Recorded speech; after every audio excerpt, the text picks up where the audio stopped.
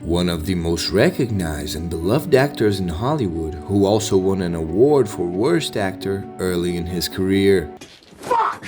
A man who had to undergo drug training for the legendary film The Wolf of Wall Street and once jumped into a frozen lake to rescue two dogs. Today, on our episode of Hero's Journey, we're gonna tell the astonishing story of Leonardo DiCaprio. DiCaprio was born on November 11, 1974 in Hollywood, California. He is the son of George DiCaprio, of Italian descent, and Emerling Ida Birkin, of German origin. His parents divorced when he was less than a year old, and he grew up in Nico Park, a notorious neighborhood in Los Angeles. His mother, a German immigrant, decided to name him Leonardo, in honor of Da Vinci. According to her, while she was walking through the Uffizi Gallery in Florence, the unborn boy started kicking in her womb when she walked in front of one of Da Vinci's works. Recognizing the kid's beauty and good social skills, his father took him to various auditions at just 5 years old, encouraging him to explore his artistic side from early childhood. Like some other Hollywood actors, DiCaprio started his career very young, appearing in commercials and educational programs. This is a chunk of super soft bubblegum. This is a loud thumping, tube pumping boombox. He tried his luck on a TV show called Romper Room, but was fired for bad behavior during filming. After the dismissal, he landed some commercial gigs, like one for a children's racetrack. With this, the actor began to attract attention, landing some small roles. At 16, he did some ads to financially support his mother and managed to pay for his own drama classes. Struggling to find an agent to assist in his career, a businessman advised him to change his name, suggesting he should be called Lenny Williams to sound more Americanized and increase his chances in Hollywood. Leo refused to change his name, and a few years later, he proved it was the right decision. In 1991, he finally made his film debut in a low-budget horror movie called Critters 3. His performance pleased some producers, and soon after, at the age of 18, the young actor co-starred with Robert De Niro and Ellen Barkin in This Boy's Life. His performance as a novice impressed critics in the movie, that tells the story of a difficult relationship between a teenager and his abusive stepfather. In the same year, alongside Johnny Depp, DiCaprio portrayed a mentally challenged boy in the drama What's Eating Gilbert Grape. The film depicted a troubled family with some doses of comedy and was an audience and critical success, earning DiCaprio several minor awards and his first nominations for the Oscars and Golden Globes. In the following years, his prestige increased in Hollywood, and he was invited to participate in various films, which provided him with good learning experiences. However, his resume still lacked a globally prominent work, which happened when he turned 21. His undeniable global stardom came in 1995. He starred alongside Claire Danes in the modern adaptation of Shakespeare's classic play in the romance Romeo and Juliet. The film was very well received by the public, especially among young people, earning nominations and awards at the MTV Movie Awards, BAFTA, and Oscars, being nominated in the Best Art Direction category. After showcasing his talent to the world in Romeo and Juliet, Leonardo DiCaprio received the opportunity that changed his life forever. When Jack shouted, "I'm the king of the world" in Titanic, I'm the king of the world! he really became for a long time the king of the celebrity world, especially for the thousands of teenagers who watched and were moved countless times by the sad tragedy of Jack and Rose.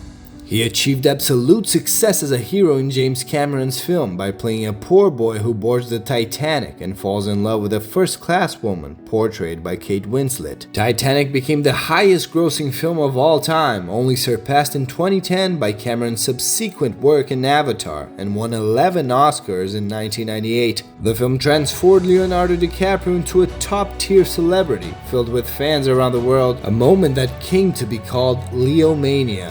But between one film and another, DiCaprio always looked for projects that offered him the opportunity to evolve as an actor. None of his films post-Titanic were a great success. both critically and publicly. After the turn of the century, Leonardo DiCaprio regained his prestige by starring in Steven Spielberg's Catch Me If You Can, a drama comedy that tells the story of the forger Frank Abagnale Jr. Then, more interested in making good films than in making money, he joined renowned director Martin Scorsese to start a long and fruitful partnership. Together, they collaborated creatively in Gangs of New York, The Aviator, The Departed, Shutter Island, and The Wolf of Wall Street. Only amazing movies, to be honest. The Scorsese-DiCaprio films grossed over $1 billion in box office worldwide. I'm talking about this. From a critical standpoint, the films of this partnership received 26 Oscar nominations, winning a total of 9 statues. And the result could have been better, because ironically, The Wolf of Wall Street, which has a huge international success, didn't win any Oscars that year. Oh, goddammit, don't do this! Yeah, that was fucking rigged. An interesting fact is that The Wolf of Wall Street put DiCaprio in the role of Jordan Belfort, who for much of the film is under the influence of some kind of drug. The actor was never a fan of doing such scenes and needed training to make the moments convincing. DiCaprio and Jonah Hill met with a drug expert on set and watched videos of drug users on YouTube for inspiration. Even the real Jordan Belfort was called in to oversee the scenes, ensuring everything was as good as possible. In this film, Leonardo acted alongside Margot Robbie and performed hot and memorable scenes that still resonate with cinema enthusiasts. In fact, if you want to know more about the career of our stunning Barbie, we have already done an episode here on the channel about her journey to fame. You go check it out. Now back to Leo, he continued to establish himself in Hollywood, working on an adaptation of the book The Great Gatsby, playing the role of the millionaire in the 2013 film. And what a wonderful performance it was. But it was in 2016 that he reached the peak of his career, a victory that many cinema lovers had been expecting for many years. After 5 nominations in which he lost, DiCaprio finally, deservedly, won his first Oscar. The Revenant earned him the Oscar for Best Actor in a Film, and of course, the actor was very moved. In the film, DiCaprio prepared extensively before playing the main character. In addition to learning the languages of native indigenous people of the USA, he also needed to learn natural healing techniques. And what few people know is that the actor even had to eat the raw liver of a bison, despite being a vegetarian since the age of 19, to bring maximum authenticity to that scene. Needless to say, the scenes where he slept in animal carcasses are real,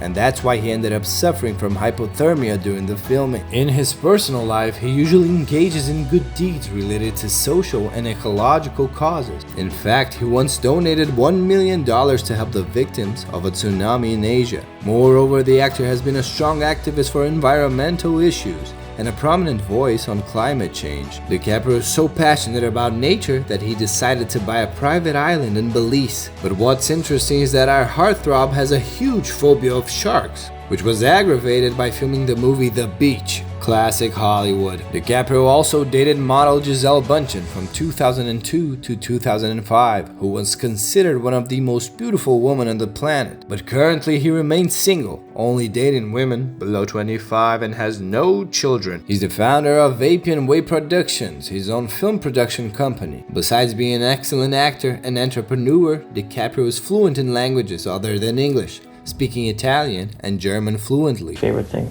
Meine Oma ist von eine kleine Stadt, 2 Stunden weg von Düsseldorf. But trying to define the real Leonardo DiCaprio is not so easy, even for the man himself. He once said that the best thing about being an actor is that he could lose his mind in a character and still get paid for it. Recently, DiCaprio produced and narrated several productions, including a Netflix documentary on how the meat industry harms the environment. In 2019, alongside Brad Pitt and Margot Robbie, he starred in the Tarantino's film Once Upon a Time in Hollywood. In 2021, DiCaprio joined the star-studded cast of the Netflix film Don't Look Up. For this film, DiCaprio received a Golden Globe nomination for Best Actor in a Comedy or Musical Film. President of the United States is fucking line! A curious fact from behind the scenes of this film is that during filming, DiCaprio saw 2 dogs drowning in a frozen lake. The actor didn't think twice and jumped into the cold water to rescue the 2 animals in danger. Jennifer Lawrence said she was shocked to see DiCaprio throwing himself into the lake to save the dogs, and that he immediately had to remove the cold clothes to warm up. The incident only reinforces DiCaprio's desire to help the planet and its living beings. But what you don't know is that in 2001, the actor received the Golden Raspberry Award for Worst Actor for his performance in The Beach. Can you believe that? Was it really that bad? I haven't seen it, so never will. Imagine if our hero had believed he had no talent for his art. He would have lost a great Hollywood star. Fortunately, real heroes are ordinary people who overcame their fears and persisted in the pursuit of their dreams. It's a privilege to continue following the life of such a talented and conscious man of his role in the world. That's it for today, folks. We want to know your opinion. What did you like most about Leonardo DiCaprio's career? And I would like to ask you to like this video if you enjoyed this content, and please subscribe to our channel to strengthen our mission of telling the journey of other real-life heroes. Seriously, subscribe, please. I'll see you in the next episode of Hero's Journey.